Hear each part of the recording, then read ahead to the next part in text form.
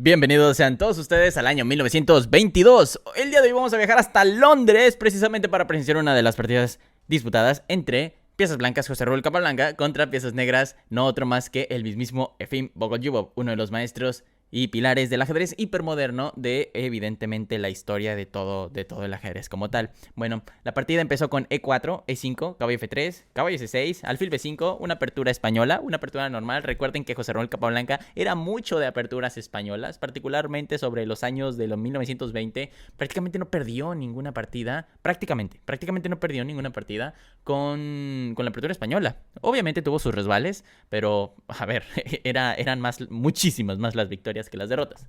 A6, la defensa Morphy, alfil B4, alfil A4, caballo F6, enroque corto y alfil E7. Con esto entramos en la apertura española cerrada. Recuerden que tras el enroque, aquí estamos soltando el punto D4. Bien se puede capturar, bien no se puede capturar. En caso de que se capture, simplemente va a seguir esto con D4 y a esto le conocemos como la apertura española abierta. Se le llama abierta por el simple concepto de que se llega a posiciones abiertas. Aquí tras B5, alfil B3, va a seguir D5, obviamente D por E5, aquí alfil E6 y esto es pura teoría. Y hasta aquí no hemos llegado a nada concluyente. De hecho, esto se jugó mucho también por los años de 1920 y también siendo Capablanca el conductor de las piezas blancas, pero no fue lo que se jugó en esta partida.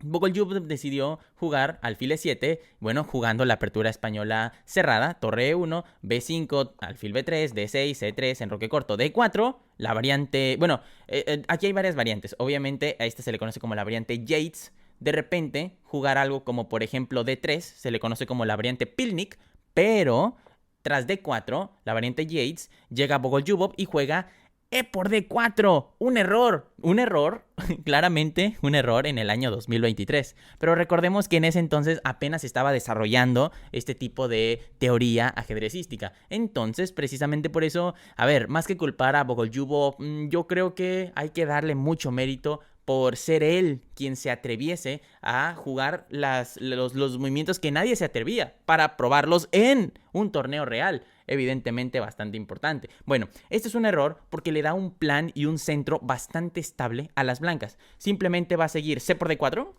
el alfil se va a venir a C2, el caballo de B1 a D2, luego a F1 para ver si se va a E3 o a E4, el alfil de C1 se puede venir a D2 o bien se puede venir a la G4, y tras C por D4 también van a contar las blancas con la pareja central de peones bastante envidiable. Entonces la situación queda muchísimo mejor para las blancas aquí. Tras alfil G4 se juega alfil E3. Básicamente este es el error de Capablanca. Hagan de cuenta que le devuelve el favor a Bogolyubov. ¿Por qué? Porque alfil E3 simplemente va a tener que perder un tiempo al regresarlo a C1. Ahorita vemos por qué. Algo más preciso hubiese simplemente sido caballo C3. Obviamente caballo BD2, como lo comentamos, no, porque caballo por D4 y se pierde peón central. Entonces aquí deberíamos de jugar caballo C3. Pero bueno, alfil E3 es malo porque tras caballo A5, ganando tiempo sobre el alfil español, que no puede ser capturado, alfil C2 y caballo C4, ganando tiempo sobre el alfil de E3 y tiene que ser, bueno, obviamente regresado a C1. Por eso es un error sacar el alfil en ese entonces.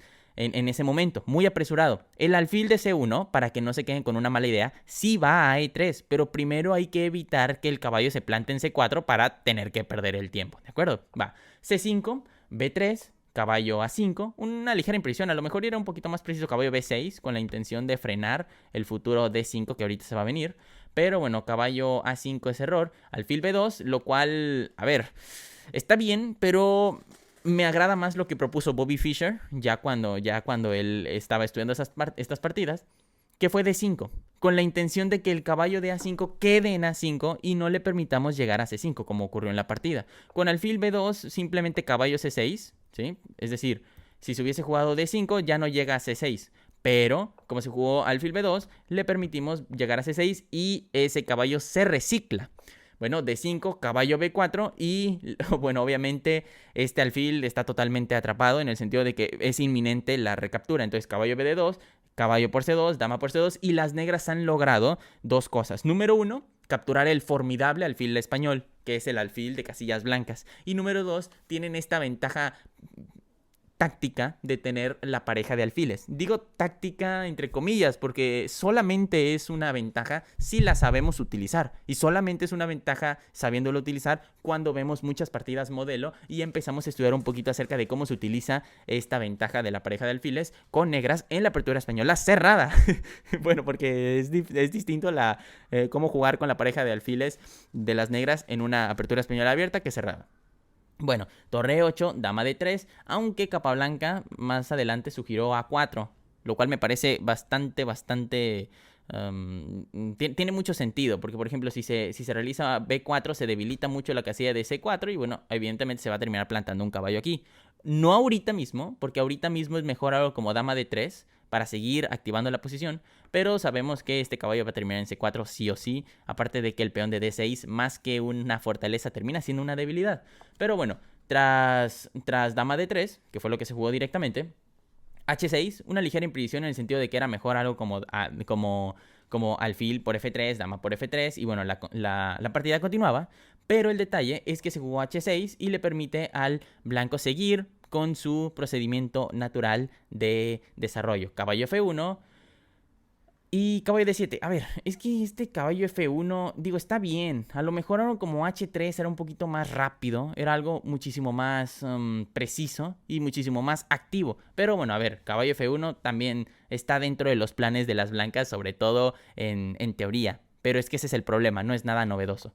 Bueno, caballo D7, H3, ahora sí, y alfil H5. El propio Capablanca comentó que este es precisamente el momento crucial de la partida, precisamente porque las negras deberían de haber tomado el caballo con su alfil, es decir, jugar algo como por ejemplo alfil por F3 y bueno, seguir con, bueno, tras dama F6, seguir con algo como alfil F6. De hecho, el propio Capablanca en esta posición aseguró que el hecho de que hubiesen hecho alfil H5 y no alfil por F3 fue el motivo de la derrota de las negras. Y tiene mucho sentido, porque tras alfil H5 simplemente caballo 3 de 2 y estos dos alfiles se quedan totalmente estáticos. En realidad no tienen una buena diagonal a la cual puedan apuntar. A lo mejor y el alfil de H5 sí está apuntando D1, pero no hay nada en D1. Ah, no, es que estoy clavando el caballo en F3. Claro, ¿cuál caballo? Ya se fue a D2. Entonces, ya no tiene mucho sentido.